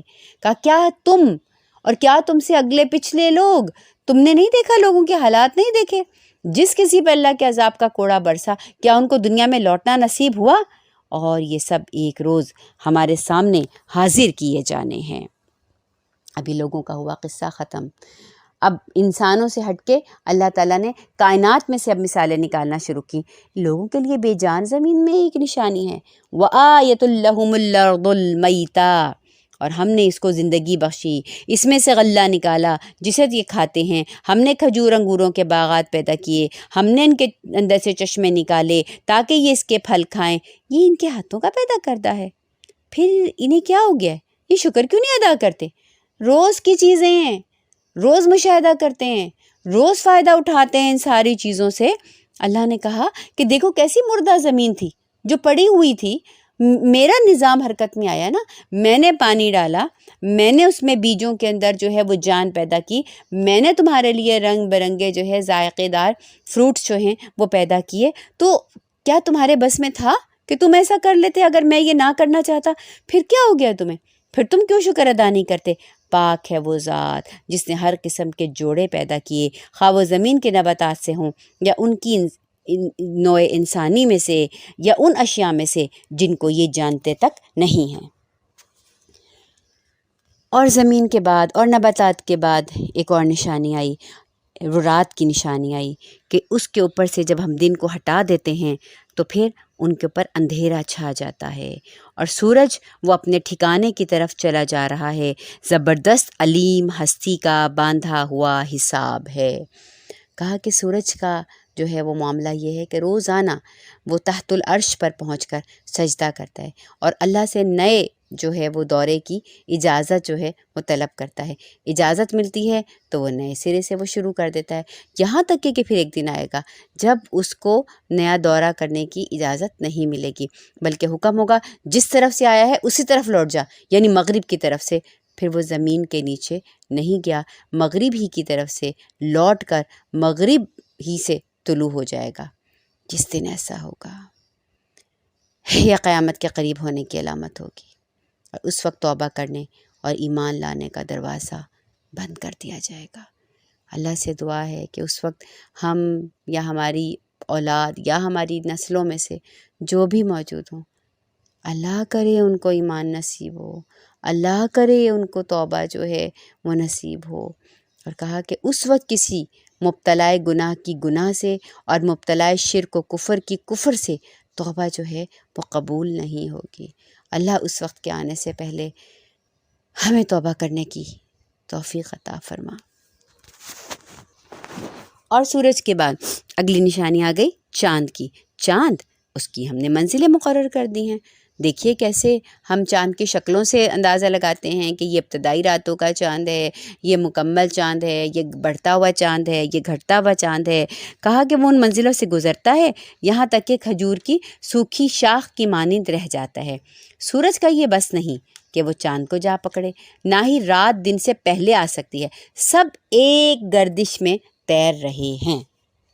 اللہ نے کائنات کے اتنے بڑے نظام کو، جس کا ہم ہر وقت مشاہدہ کرتے ہیں، ہر روز مشاہدہ کرتے ہیں، ہم سب کے سامنے دن اور رات جو ہیں وہ ہوتے ہیں، ہم سب کے سامنے سورج اور چاند جو ہے وہ نکل کر آتا ہے، تو اللہ تعالیٰ کہہ رہے ہیں اتنا بڑا کائنات کا نظام ہے، وہ سنبھالا ہوا تم کو نہیں سنبھال سکتا کیا؟ ٹھیک ہے، اس پہ نظر رکھی ہوئی تو تم پہ نظر نہیں رکھی ہوئی ہوگی. تو پھر اللہ ایک اور نشانی جو ہے بتاتے ہیں کہ ہم نے ان کی نسل کو بھری ہوئی کشتی میں سوار کر دیا، اور پھر ان کے لیے ویسی ہی کشتیاں اور پیدا کی جن پر یہ سوار ہوتے ہیں. ہم چاہیں تو ان کو غرق کر دیں، ایسا کہ کوئی ان کی فریاد سننے والا نہ ہو، اور یہ کسی طرح بچائے بھی نہ جا سکیں. بس وہ تو ہماری رحمت ہوتی ہے جو انہیں پار لگاتی ہے. پھر ایک خاص وقت تک ہم انہیں زندگی سے فائدہ اٹھانے کا موقع دیتے ہیں. سمندر کے انسان اندر جب جاتا ہے اور پانی میں جو ہے وہ جب اس کی کشتی یا جہاز جو ہے وہ چل رہا ہوتا ہے، تو اگر فیوریبل نہ رہیں حالات تو کون ہوتا ہے اس وقت. اور یہ بھی بڑی ایک اس زمانے میں کفار مکہ کی بھی عادت کو بیان کیا جا رہا ہے کہ جب یہ بحری سفر پہ نکلتے تھے اور کسی مصیبت کا شکار ہوتے تھے، سارے خداؤں کو چھوڑ کر خدائے واحد کو جو ہے یہ پکارا کرتے تھے، کیونکہ ان کو پتہ تھا کہ اب سوائے اس کی رحمت کے کوئی ان کو پار جو ہے وہ نہیں لگا سکتا. تو اللہ سبحانہ وتعالیٰ کہتے ہیں یہ تو خیر ایک ویسے مثال ہے سمندر کے سفر کی اور پانی کے سفر کی. کبھی کبھی انسان زندگی میں بھی طوفانوں میں جو ہے وہ گھر جاتا ہے، تو یا دونوں اندیشے ہوتے ہیں، یا تو ہم خدا نخواستہ غرق ہو جائیں گے یا پھر اس سے پار نکل جائیں گے. اور اب تک کی جو زندگی گزاری ہے پار ہی نکلے ہیں نا الحمدللہ. تو کیا شکر بھی ادا کیا ہے، کیونکہ اللہ تعالیٰ ایک خاص وقت تک ہمیں زندگی سے فائدہ اٹھانے کا موقع جو ہے وہ دیتے رہتے ہیں. تو اگر ہم اس سے فائدہ اٹھائیں گے تو ہی زندگی کا فائدہ ہے. کہتے ہیں کہ ایک شخص کا قصہ میں سن رہی تھی، کہیں گے کہ اس کے کوئی دماغ پر جو ہے وہ چوٹ لگ گئی کسی ایکسیڈنٹ کی وجہ سے، اور اس کے بعد وہ کوما میں چلا گیا، اور بالکل اس کی زندگی کے جو مطلب آثار تھے اور زندگی رہنے کی جو امید تھی وہ بالکل صفر پر جو ہے وہ آ گئی. لیکن اللہ تو اللہ ہوتا ہے، زندگی اس کی موجود تھی. اللہ سبحانہ تعالیٰ نے اس کو زندگی عطا کی اور پھر سے وہ بھلا چنگا جو ہے وہ ہو گیا اور وہ ٹھیک ہو کے آ گیا. تو کچھ عرصے کے بعد، چند سال کے بعد، کسی اللہ والے کی اس سے ملاقات ہوئی جن کو پتہ تھا کہ اس کی زندگی میں اس کے ساتھ یہ معاملہ جو ہے اور واقعہ جو ہے وہ پیش آ چکا ہے. تو انہوں نے کہا ہاں بھئی کیا حالات ہیں، کیسے ہیں؟ کہا جی بالکل ٹھیک، سب کچھ صحیح چل رہا ہے. تو کہا پھر انہوں نے پوچھا اس سے کچھ کہ بھئی ہاں بھئی اب اپنی زندگی کا کوئی پیٹرن بدلا، کچھ طرز زندگی بدلا؟ کہ فرصت ہی نہیں ملتی. اور یہ چیز جو ہے بندے کو ہلا ڈالتی ہے کہ اللہ تعالیٰ نے فرصت تو ایک دفعہ ختم کروا ہی دی تھی نا، ہے نا. اگر اللہ اسی وقت واپس بلا لیتے، مہلت نہ دیتے تو حال یہی ہے. اگر دل مائل نہیں ہے نا اللہ کی طرف تو کتنی بھی مہلتیں مل جائیں، کتنے بھی جھٹکے جو ہیں وہ انسان کو لگ جائیں، انسان نصیحت حاصل نہیں کرتا. اس کے کہنے کی بات ہوتی ہے اللہ آپ ذرا سا یہ چیز کر لوں اس کے بعد میں آ جاؤں گا. کہا ایسے نہیں، ایسا نہ ہو کہ ہم اپنی نزاع کے عالم میں اس صورت کو سن رہے ہوں اور اس وقت ہم سوچیں ہمیں بھی تو زندگی نے کتنی مہلتیں دی تھی، ہم فلاں وقت بھی تو بچ گئے تھے. ہاں وہ فلاں بیماری میری ڈائگنوس ہوئی تھی، یا خدا نہ خواستہ فلاں وقت میرا ایکسیڈنٹ ہوا تھا، یا فلاں وقت میرے ساتھ یہ مسئلہ ہوا تھا، اس کے بعد اللہ نے مجھے بھلا چنگا بھی تو کر دیا تھا، ملی تھی نا مجھے مہلت، فائدہ اٹھایا تھا. تو آج آپ کو مبارک ہو، آج آپ کو مبارک ہو، آپ نے فائدہ اٹھایا، الحمدللہ آپ اچھے انجام کی طرف جا رہے ہیں. اور خدا نخواستہ اگر فائدہ نہیں اٹھایا تو پھر سوچ لیجئے کہ خدا نخواستہ کون سا انجام ہمارا منتظر ہو سکتا ہے.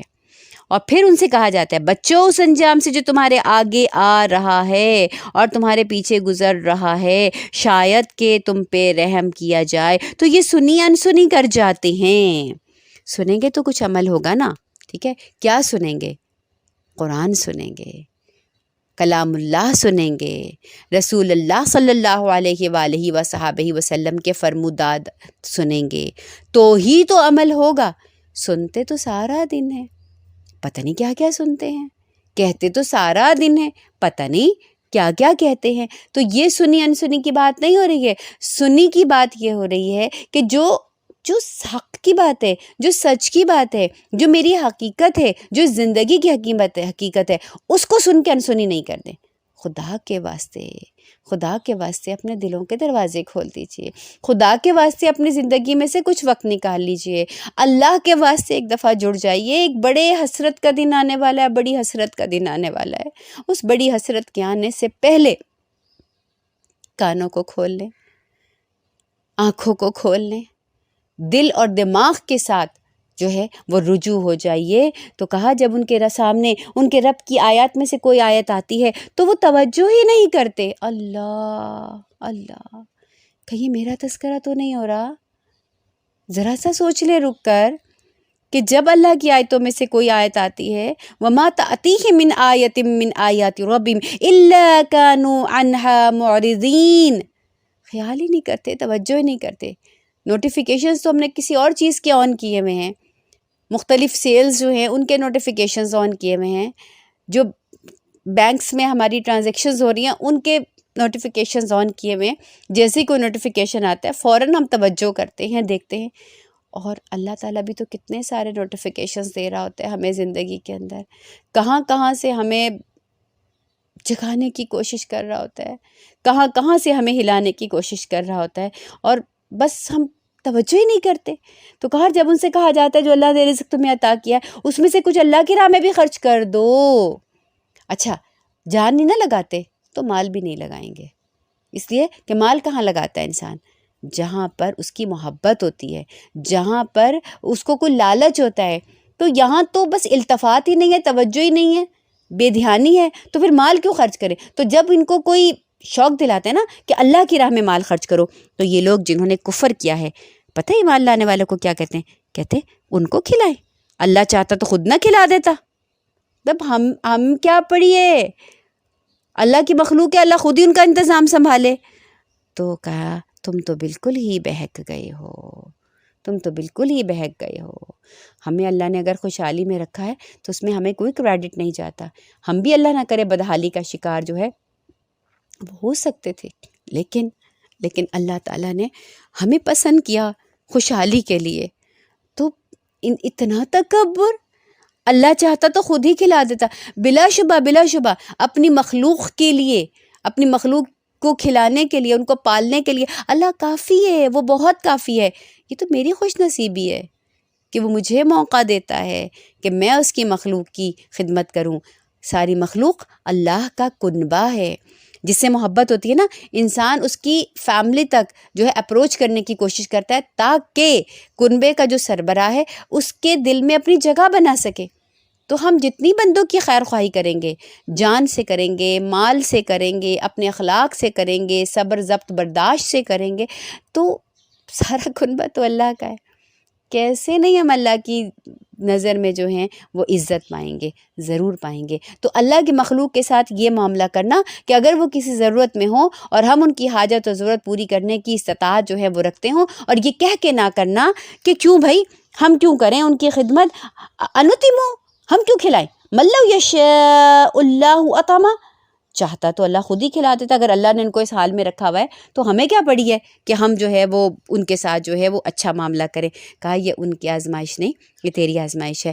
وہ جو ایک مشہور حدیث ہے جس کا مفہوم میں آپ سے شیئر کرنے لگی ہوں کہ اللہ فرمائے گا بندے سے، اے میرے بندے، میں بھوکا تھا تو نے مجھے کھانا نہیں کھلایا، میں بیمار تھا تو نے میری عیادت نہیں کی، مجھے جو ہے وہ کپڑا پہننے کی ضرورت تھی تو نے مجھے کپڑا ہی نہیں پہنایا۔ بندہ کہے گا یا اللہ آپ تو ان ساری چیزوں سے بری ہیں، آپ کہاں بیمار ہوتے ہیں، آپ کو کب بھوک لگتی ہے، آپ کے پاس تو سارے خزانے، آپ کو کپڑے کی مجھ سے کیا ضرورت۔ کہا وہ میرا جو فلاں بندہ تھا، وہ جو میرا فلاں بندہ تھا وہ بھوکا تھا نا، ہے نا، اگر تو اس کو کھانا کھلاتا تو مجھے اس کے پاس ہی پاتا۔ وہ میرا فلاں بندہ جو ہے وہ بیمار تھا، اس کو عیادت کی ضرورت تھی، اگر تو اس کے پاس جاتا تو مجھے وہیں پاتا۔ تو اسی طرح ہر ضرورت مند بندے کے پاس اللہ ہی کہیں جو ہے وہ ہوتا ہے، اور میرے اور آپ کے دل میں اور میرے اور آپ کے رزق میں اللہ اس کا حصہ دے کر جو ہے وہ بھیجتا ہے۔ تو صرف دل کو کھولنے کی ضرورت ہوتی ہے۔ پھر کہا کہ یہ لوگ کہتے ہیں کہ قیامت کی دھمکی آخر ہوگی کب پوری، وَيَقُولُونَ مَتَىٰ هَٰذَا الْوَعْدُ إِن كُنتُمْ صَادِقِينَ۔ جو حد سے بڑھے ہوئے لوگ ہیں، جو سرکش اور ضدی لوگ ہیں، ان کا معاملہ کیا ہے کہ ایک تو ہدایت نہیں حاصل کرتے، ڈرتے نہیں ہیں، بلکہ کیا کہ بار بار آ کے ہلا کے پوچھتے ہیں، بار بار ٹچ کر کے کہتے ہیں کب ہوگا وعدہ پورا، کون سا وہ دن ہوگا کہ جب قیامت کی دھمکی جو ہے وہ پوری ہو جائے گی، بتاؤ کہ اگر تم سچے ہو۔ ما ينظرون الا صيحة واحدة تأخذهم وهم يخصمون۔ کہا جس چیز کا یہ رستہ تک رہے ہیں نا، ایک دھماکہ ہے یہ، اللہ کے لیے کوئی مشکل نہیں ہے، اللہ تعالیٰ کو کوئی لمبے چوڑے انتظامات تھوڑی کرنے ہیں، ایک دھماکہ ہوگا اور ان کو اسی حالت میں اللہ پکڑ لے گا جب یہ اپنے دنیاوی معاملات میں جھگڑ رہے ہوں گے. اور حال کیا کرے گا کہ فَلَا يَسْتَطِيعُونَ تَوْصِيَةً وَلَا إِلَىٰ أَهْلِهِمْ يَرْجِعُونَ. اتنی بھی مہلت نہیں دے گا کہ یہ وصیت کر سکیں، اتنی بھی مہلت نہیں دے گا کہ اپنے گھروں کو پلٹ سکیں. اور پھر ایک سور پھونکا جائے گا اور یکا یک یہ سب اپنے رب کے حضور پیش ہونے کے لیے اپنی اپنی قبروں سے نکل پڑیں گے اور گھبرا کے کہیں گے یا ویلنا من بعثنا من مرقدنا. اف، یہ کون، یہ کیا، کس نے ہماری خوابگاہوں سے، یعنی گو کہ خبر میں بھی یہ برے لوگ تھے تو مصیبت میں مبتلا تھے، لیکن قیامت کی دہشت اور قیامت کی وحشت اتنی زبردست ہوگی کہ قبر ان کو سکون والی محسوس ہوگی. کہیں گے ارے ارے کس نے ہماری خوابگاہوں سے ہمیں اٹھا کے کھڑا کر دیا. کہا جائے گا ھذا ما وعد الرحمن، nothing new, you already know. پتہ نہیں تھا ھذا ما وعد الرحمن، یہ تو وہی تو ہے جو بتایا جاتا تھا. وصدق المرسلون، اور رسولوں کی بات تو سچی تھی. کہا قیامت کا نقشہ کھینچا گیا ہے. کہا کہ کچھ آدمی کپڑے خریدنے میں لگے ہوں گے اور کپڑا پھیلایا ہوا ہوگا اور ابھی وہ اس کو طے بھی نہیں کر پائیں گے کہ اچانک قیامت آ جائے گی. کھانا کھانے کے لیے نوالا ہاتھ کے اندر ہوگا، منہ تک نہیں پہنچے گا کہ قیامت جو ہے وہ آ جائے گی. تو ہم سب اللہ کے گھیرے میں ہیں. اور آپ نے دیکھا ہی ہوگا اب تو ایک ایسا دور ہے کہ کسی علاقے میں اگر خدا نخواستہ کوئی تباہی آئی یا کوئی زمینی آسمانی آفت جو ہے کسی علاقے میں، اور وہاں کی جب ویڈیوز وغیرہ ہمارے ساتھ شیئر ہوتی ہیں تو حقیقتاً ہمیں نظر آتا ہے کہ لا یستطیعون توصیۃ ولا الی اہلہم یرجعون، کہ گھر جانے کی فرصت نہیں ملتی، وصیت کرنے کی جو فرصت جو ہے وہ کسی کو بھی نہیں ملتی، اور وہیں کے وہیں جو ہیں وہ لوگ دھر لیے جاتے ہیں. اور قیامت کا زلزلہ تو پھر کیا ہی زلزلہ ہوگا. اور پھر قیامت کا زلزلہ اور اس میں پھر مجرم اور نافرمان لوگ، اللہ، ان کے ساتھ تو کیا ہی سختی ہوگی. ان كانت الا صيحة واحدة فاذا هم جميع لدينا محضرون. اللہ فرما رہے ہیں کہ کیا ہوگا، وہ تو ایک زور کی آواز ہوگی اور سب کے سب ہمارے سامنے حاضر کر دیے جاؤ گے. آج بتایا جا رہا ہے نا کہ سدھار لو، پھر ساری مہلتیں ختم ہو جائیں گی اور سب اللہ کے سامنے پیش کر دیے جائیں گے. فَالْيَوْمَ لَا تُظْلَمُ نَفْسٌ شَيْئًا وَلَا تُجْزَوْنَ إِلَّا مَا كُنتُمْ تَعْمَلُونَ. آج ظلم نہیں ہوگا کسی پہ ذرہ برابر بھی، بدلہ ویسے ہی ہے جیسا کہ عمل کیا جاتا ہے. مطلب جیسی کرنی تو ویسی بھرنی. اب آ رہا ہے ان لوگوں کا ذکر کہ بس اب تو دل کر رہا ہے کہ کاش کاش کاش ہم انہی لوگوں میں ہو جائیں. ہاں نا، تو ہو سکتے ہیں نا، لیکن صرف خواہش سے نہیں ہوں گے، کچھ کرنا بھی پڑے گا. چلیے آئیے کن لوگوں میں شامل ہونا ہے. آج جنتی لوگ مزے کرنے میں مشغول ہیں. وہ اور ان کی بیویاں گھنے سایوں میں ہیں، مسندوں پر تکیے لگائے ہوئے ہیں. ہر قسم کی لذیذ کھانے پینے کی چیزیں ان کے لیے موجود ہیں، جو مانگیں گے حاضر ہے. اور سلام قولا من رب الرحیم، سلام قولا من رب الرحیم. ایک تو اتنے ہنگامے کے بعد اور اتنی وحشت کے بعد سبحان اللہ جنت کے مزے، اور اپنے گھر والوں کے ساتھ، اپنی فیملی کے ساتھ مسندوں پر تکیے لگا کے کیا ہی پروٹوکول کے ساتھ جو ہے وہ وہاں پر بیٹھے ہوں گے. اور سامنے جناب خوب ہماری جو ہے وہ ضیافت ہو رہی ہوگی اور خوب ہمارے سامنے چیزیں رکھی ہوئی ہوں گی. اور اس کے علاوہ بھی کچھ دل میں ہوگا، جو مانگیں گے وہ بھی ملے گا. اور ان سب سے بڑھ کے سلام قولا من رب الرحیم، جو جنت کی بہت بڑی جو ہے وہ نعمت ہے کہ ان کے رب رحیم کی طرف سے ان کو سلام کہا گیا ہے. ذرا تصور تو کیجئے کہ آپ جنت میں ہوں اور اللہ سبحانہ و تعالیٰ میزبان اور ہم سب مہمان، اور اللہ تعالیٰ آپ کا نام پکاریں اور آپ کا نام پکار کے سلام کریں اور پوچھے کیا حال ہے، خوش ہو نا جنت میں. پورے بدن میں ایک سرشاری سی دوڑ جاتی ہے، کہاں میں اور کہاں یہ مقام. اللہ اللہ، موقع ہے کھیتی لگانے کے دن دنیا میں ہی ہیں۔ الدنیا مزرعۃ الآخرہ، دنیا آخرت کی کھیتی ہے۔ اپنی کھیتی میں جھاڑ جھنکاڑ کیوں لگا رہے ہیں ہم اس میں اس کو گارڈن نہیں بنا سکتے، اس میں جو ہے وہ بہترین فصل نہیں لگا سکتے؟ لگائیے فصل۔ سلام قولا من رب الرحیم میرا اور آپ کا منتظر ہے انشاءاللہ۔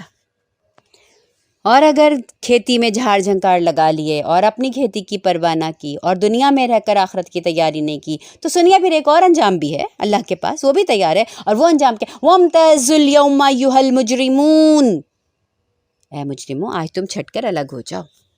دنیا میں تو ساتھ رہے نا، مومن بھی، متقی بھی، پرہیزگار بھی، اور منافق بھی، اور بد بھی، سرکش بھی، گناہ گار بھی، سب مل جل کے رہے، ٹھیک ہے؟ دنیا میں تو چل گیا، اب نہیں چلے گا، اب نہیں چلے گا۔ وَامْتَازُوا الْيَوْمَ أَيُّهَا الْمُجْرِمُونَ، آج تم بچنے کی چھپنے کی کوشش کر رہے ہو مومنوں کے درمیان میں، نہ آج نہیں ملے گی گنجائش، آج چلو ہٹو، اور ہانک کے اور کوڑے مار کے جو ہے فرشتے مجرموں کو متقیوں سے ہٹا دیں گے، خواہ وہ ان کے آپس کے رشتہ دار ہی کیوں نہ ہو، خواہ وہ والدین اور اولاد ہی کیوں نہ ہو۔ اللہ کہہ رہے ہیں أَلَمْ أَعْهَدْ إِلَيْكُمْ يَا بَنِي آدَمَ أَلَّا تَعْبُدُوا الشَّيْطَانَ، بتایا تھا نا اے آدم کے بچوں، تمہیں سمجھایا نہیں تھا کہ شیطان کی بندگی مت کرنا، وہ تمہارا کھلا دشمن ہے، اور میری ہی بندگی کرنا۔ ھذا صراط مستقیم، یہی تو تھا سیدھا راستہ، مگر اس کے باوجود اس نے تم میں سے ایک گروہ کثیر کو گمراہ کر دیا۔ وَلَقَدْ أَضَلَّ مِنْكُمْ جِبِلًّا كَثِيرًا، استغفر اللہ، کثرت جو ہے وہ غفلت میں ہے، وہ گمراہی میں جائے گی۔ تو یہ نہ دیکھیں کہ لوگ کیا کر رہے ہیں، ٹرینڈز کیا چل رہے ہیں، اللہ تعالیٰ تو یہی کہہ رہے ہیں کثیر لوگ جو ہیں وہ تو گمراہ ہوں گے۔ افلم تکونوا تعقلون، تمہیں عقل نہیں تھی، تمہیں نہیں سمجھ میں آ رہا تھا کہ اللہ کی رضا کن کاموں میں ہے۔ ھذہ جہنم التی کنتم توعدون، یہی تو ہے وہ جہنم جس سے تم کو ڈرایا جاتا تھا، اور جو کفر تم دنیا میں کرتے رہے ہو اس کی سزا کیا ہے کہ تم اب اس کا ایندھن بنو۔ اور اس کے بعد جب ان پہ فرد جرم جو ہے وہ عائد ہوگی تو کیا ہوگا کہ مشرکین جو ہیں وہ قسمیں کھائیں گے، کہیں گے اللہ کب شرک کیا تھا ہم نے، واللہ ربنا ما کننا مشرکین، اللہ آپ کی قسم کھا کے کہتے ہیں ہم نے کوئی شرک نہیں کیا تھا۔ اور بعض تو اتنی حجتیں کریں گے، اتنا جھگڑا کریں گے، کہیں گے فرشتوں نے ہمارے نام اعمال میں جو لکھا نا، اللہ نہیں ہمارا کوئی تعلق نہیں ہے ایسے، ہمیں تو یاد ہی نہیں ہے ہم نے کب کیے تھے گناہ۔ پھر اللہ تعالیٰ کیا کریں گے؟ الیوم نختم علی افواہہم، منہ پہ مہر لگا دیں گے، وتکلمنا ایدیہم، ان کے ہاتھ بولیں گے، وتشہد ارجلہم، اور ان کے پیر جو ہیں وہ گواہی دیں گے، کس چیز کی گواہی دیں گے؟ ان کے کرتوتوں کی گواہی دیں گے کہ وہ دنیا میں کیا کر کے آ رہے ہیں۔ گویا اپنے اختیار سے نہیں کچھ بولیں گے، ان کی زبان بھی ان کی مرضی کے خلاف چلے گی، اور ان کے اعضائے جسمانی جس کے ذریعے وہ دنیا میں گناہ کیا کرتے تھے وہ خود ان کے خلاف سب سے بڑے گواہ بن جائیں گے۔ وَلَوْ نَشَاءُ لَطَمَسْنَا عَلَىٰ أَعْيُنِهِمْ فَاسْتَبَقُوا الصِّرَاطَ فَأَنَّىٰ يُبْصِرُونَ، ہم چاہیں تو ان کی آنکھیں موند دیں، پھر یہ رستے کی طرف لپک کر دیکھیں، کہاں سے انہیں رستہ سجھائی دے گا۔ اللہ نے کہا اس کا مطلب یہ بھی ہمارے اوپر یہ معاملہ نہیں آیا نا، اللہ ہمیں رستہ سجھا رہا ہے نا، ہماری آنکھیں موندی نہیں ہے نا اللہ تعالیٰ نے، تو بس رستہ پکڑ لیجئے، خدا کے واسطے رستہ پکڑ لیجئے، ورنہ ایسا نہ ہو کہ وہ وقت آ جائے کہ رستہ پکڑنا بھی چاہیں تو پھر رستہ نہ ملے۔ ہم چاہیں تو ان کی جگہ پر ان کو ایسے مسخ کر کے رکھ دے کہ یہ نہ آگے چل سکے نہ یہ پیچھے جو ہے پلٹ سکے۔ جس شخص کو لمبی عمر دیتے ہیں اس کی تو ساخت کو ہی ہم الٹ دیتے ہیں، یہ حالات دیکھ کر بھی ان کو عقل نہیں آتی۔ وَمَن نُعَمِّرْهُ نُنَكِّسْهُ فِي الْخَلْقِ فَلَا يَعْقِلُونَ، اللہ تعالیٰ کہہ رہے ہیں اگر یہ مہلت ملتی ہے، اپرچونٹی ملتی ہے، سننے کی ہدایت ملتی ہے، تو یہ بھی میری ایک مہربانی ہے کہ میں تمہیں یہ دیتا ہوں۔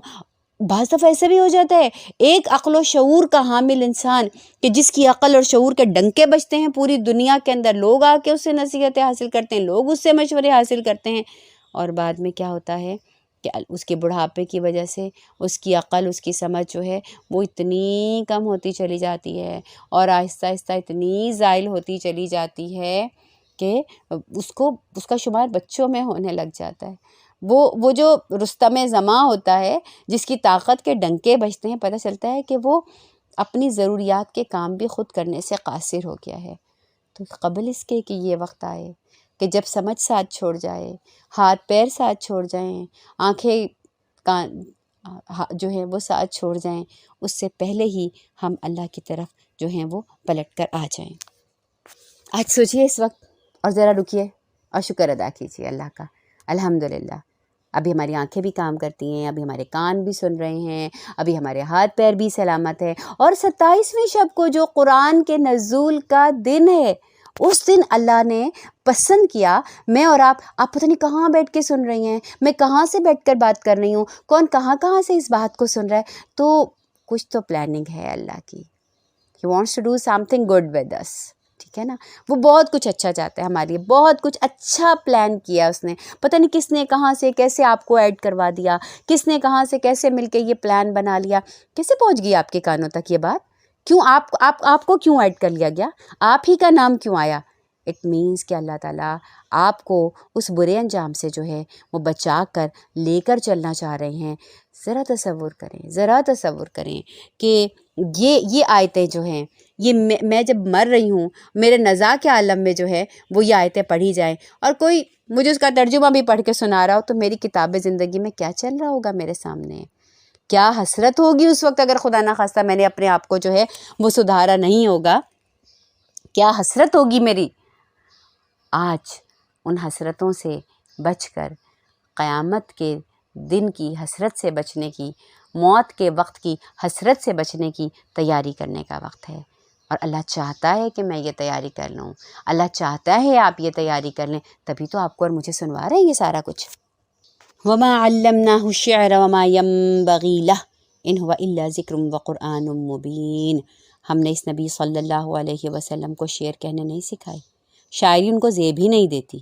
یہ قرآن تو ایک نصیحت ہے، یہ صاف پڑھے جانے والی کتاب ہے، تاکہ ہر اس شخص کو خبردار کر دے جو زندہ ہو، زندہ سے مراد جس کا دل زندہ ہو، اور انکار کرنے والوں پر حجت جو ہے وہ قائم ہو جائے۔ یعنی یہ ہر دور کے اور ہر زمانے کے لوگوں کے لیے کہا جا رہا ہے کہ یہ قرآن جو ہے، جیسے شاعری میں ہوتی ہے نا کہ کہاں کی بات اٹھا کے وہ زمین پہ بیٹھے ہوتے ہیں اور چاند تارے جو ہے توڑ کے لانے کی بات کر رہے ہوتے ہیں، کہا یہ قرآن ایسا معاملہ نہیں ہے، یہ قرآن میں جو بھی ہے نا وہ حقیقت ہے، وہ سچ ہے۔ ایسا نہیں ہے کہ زمین پہ بیٹھ کے آسمان کی خبریں اور باتیں لانے کی بات کی جا رہی ہو، اور کہاں کی جو ہے بات کو کہاں سے جوڑ کر بیان کیا جا رہا ہو، یہ تو حقیقت ہے۔ نبی کا تو کو زیبا ہی نہیں دیتا کہ وہ اس طرح کی جو ہے وہ اوٹ پٹانگ باتیں جو ہے وہ کرے۔ قرآن خبردار کرنے والا ہے، قرآن حجت قائم کرنے والا ہے۔ اچھا، کیا یہ لوگ نہیں دیکھتے کہ ہم نے اپنے ہاتھوں کی بنائی ہوئی چیزوں میں سے ان کے لیے مویشی پیدا کیے ہیں، اب یہ بن گئے ان کے مالک، ہم نے ان مویشیوں کو ان کے بس میں کر دیا۔ کیسے بس میں کر دیا؟ کہ آپ کا ایک چھوٹا سا بچہ جو ہے وہ جب وہ گھوڑے کو اپنے ساتھ جو ہے وہ مانوس کر لیتا ہے تو کیسے شاندار سواری کر رہا ہوتا ہے، ایک اونٹ کی نکیل پکڑتا ہے بچہ اور لے کر جو ہے وہ چل دیتا ہے۔ تو کہا یہ جو ہے نا ان کو اللہ نے ان کے اندر یہ صفت رکھی ہے کہ وہ آپ سے زیر ہو جاتے ہیں، آپ کے کنٹرول میں آ جاتے ہیں۔ کسی پہ تم سوار ہوتے ہو، کسی کا تم گوشت کھاتے ہو، اور دیگر بہت سارے فوائد ہیں، اور مشروبات یعنی کہ دودھ بھی ہے اس میں، پھر بھی تم شکر گزار نہیں ہوتے۔ دیکھیے ابھی تک جتنی بھی اگزامپلز آپ نے پڑھی ہیں، مردہ زمین کی پڑھی ہیں، اور اس کے بعد آپ نے پڑھی ہیں اس کی میووں کی کہ جی میوے نکلے زمین سے، سورج کی، چاند کی، زمین کی، ان ساری مثالوں کی، اس کے بعد مویشی کی مثالیں جو ہیں وہ آ گئی۔ خود ہماری بہت دفعہ اللہ تعالیٰ مثال پیش کرتے ہیں۔ ابھی جو بڑھاپے کی مثال آئی تھی کہ کہاں تو تم اتنے طاقتور ہوتے ہو، کہاں اتنے ذہین و فتین ہوتے ہو، اور کہاں ایک دم بڑھاپے کا جو ہے وہ شکار ہو کے کیا ہو جاتے ہو کہ تمہاری تخلیق ہی الٹ جاتی ہے۔ یعنی کہ بچپن سے جوانی، جوانی سے جو ہے وہ بڑھاپا، اور بڑھاپے سے پھر سے بچپن، جس سے ہمارے ہاں کہتے ہیں کہ بچہ بوڑھا جو ہے وہ برابر ہو گیا۔ کیا یہ ساری مثالیں تمہارے سامنے ہیں؟ ابھی بھی شکر گزار نہیں ہوتے، اور یہ سب کچھ ہوتے ہوئے انہوں نے اللہ کے سوا دوسرے خدا بنا لیے ہیں، اور یہ امید رکھتے ہیں کہ ان کی مدد کی جائے گی۔ وہ ان کی کوئی مدد نہیں کر سکتے، وہ ان کی کوئی مدد نہیں کر سکتے، بلکہ الٹے یہی لوگ ان کے لیے حاضر باش لشکر بنے ہوئے ہیں۔ کہا کہ اللہ کو چھوڑ کر جن کو تم خدا بناتے ہو نا، اور تم یہ کہتے ہو کہ یہ تمہاری مدد کریں گے، تمہاری مدد یہ کیا کریں گے؟ یہ تو اپنی مدد کرنے کے بھی قابل نہیں ہیں، ٹھیک ہے، بلکہ تم ان کے خادم بنے ہوئے ہو، تم ان کی حفاظت کرنے والے بنے ہوئے ہو، تم ان کے خلاف جو ہے وہ ان تحفظ کرنے والے جو ہے وہ بنے ہوئے ہو، اور یہ قیامت کے دن کیا ہوگا؟ یہی معبود جو ہیں تمہارے خلاف جو ہے وہ اللہ کے ہاں گواہیاں دیں گے اور اللہ کے ہاں پیش ہوں گے، تو یہ وہاں حاضر ہوں گے اور تمہاری مخالفت کا جو ہے وہ اظہار کریں گے۔ تو پھر اللہ آگے فرماتے ہیں فَلَا يَحْزُنْكَ قَوْلُهُمْ إِنَّا نَعْلَمُ مَا يُسِرُّونَ وَمَا يُعْلِنُونَ۔ اے پیغمبر صلی اللہ علیہ وسلم، جو باتیں یہ بنا رہے ہیں نا، اس سے اپنا دل چھوٹا نہیں کیجیے، رنجیدہ مت ہوئیے اس کے اوپر، ان کی چھپی کھلی سب باتوں کو ہم خوب جانتے ہیں۔ ظاہر ہے کہ جب حق کی دعوت دی جائے گی لوگوں کے طرز زندگی پر جو اللہ کی مرضی کے خلاف ہوگا، جب اس کو پن پوائنٹ کر کے بتایا جائے گا، اللہ کی باتوں کو لوگوں تک پہنچایا جائے گا، تو ہوگا کیا؟ ہوگا یہی کہ لوگ باتیں چھانٹیں گے، لوگ تانے دیں گے، لوگ باتیں کریں گے۔ فَلَا يَحْزُنْكَ قَوْلُهُمْ فَلَا يَحْزُنْكَ قَوْلُهُمْ، اللہ کہہ رہے ہیں ارے آپ کو دل چھوٹا کرنے کی کیا ضرورت ہے؟ اللہ سب بھید جانتا ہے، چھپے کھلے ہر بات کو معلوم ہے اللہ کو۔ اور اب آخری آیات کے اوپر آ گئے، اولم یغ الانسان انا خلقناہ من نطفۃ فاذا هو خصیم مبین۔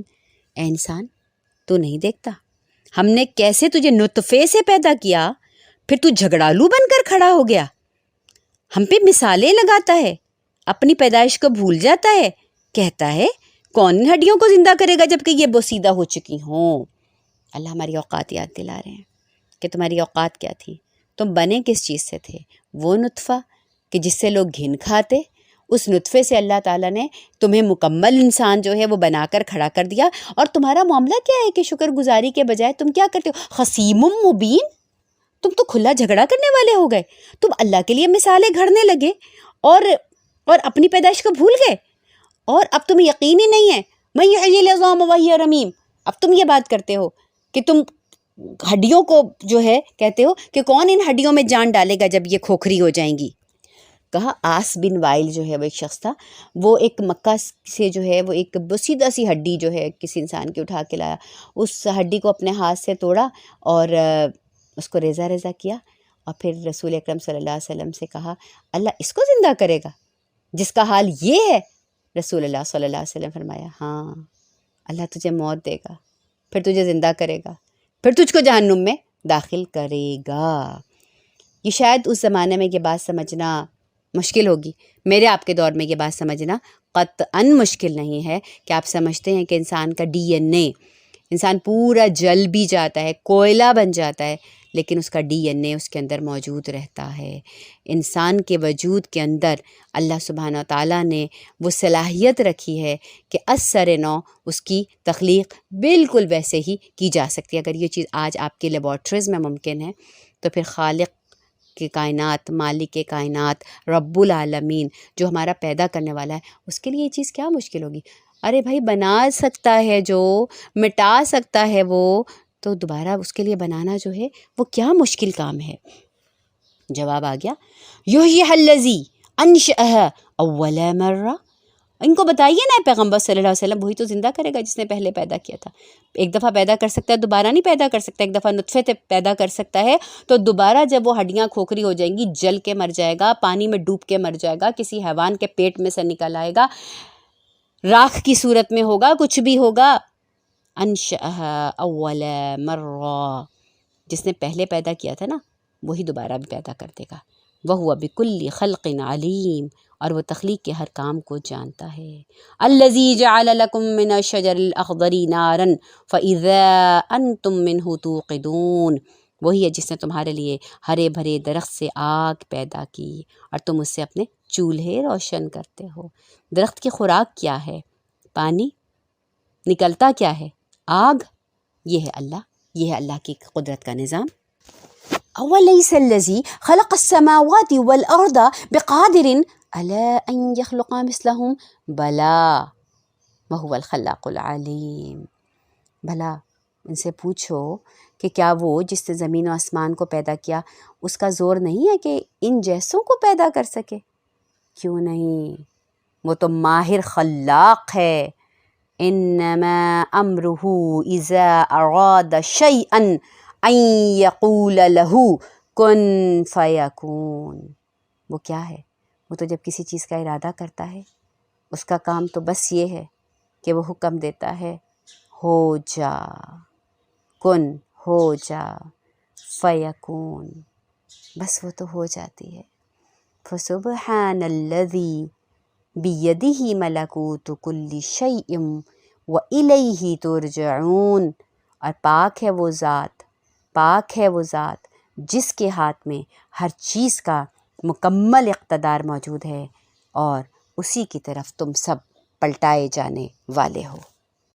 اللہ کی کائنات کا سارا نظام اللہ کے امر کن پہ چل رہا ہے۔ کہا کہ اللہ بس کہتے ہیں ہو جا تو وہ ہو جاتا ہے۔ اس آیت کے پڑھتے ہوئے ہم فوراً اللہ سے رجوع کریں اور اللہ سے کہیں اللہ تو میری دل کے لیے کہہ دے کہ اس کو ہدایت مل جائے۔ تیرے لیے تو کہنا ہے، کہنا کیا، تو سوچ بھی لے گا تو میرے دل کو ہدایت مل جائے گی۔ تو انما امرہ اذا اراد ان یقول لہ کن فیکون، کہ اللہ کہتا ہے ہو جا تو بس وہ ہو جاتا ہے۔ فسبحان الذی بیدہ ملکوت کل شیء والیہ ترجعون، اور آخر میں کہا کہ ہر چیز کی اختیار بھی اسی کے ہاتھ میں ہے۔ والیہ ترجعون، یہاں بیٹھنے کے لیے نہیں آئے ہو، واپس جاؤ گے، پلٹو گے اور اپنے اس رب سے مل کر رہو گے۔ تو قبل اس کے کہ ہم اپنے اس رب سے ملیں، اللہ تعالیٰ ہمیں اس وقت کی تیاری کرنے کی توفیق عطا فرمائے۔ وما علینا الا البلاغ المبین۔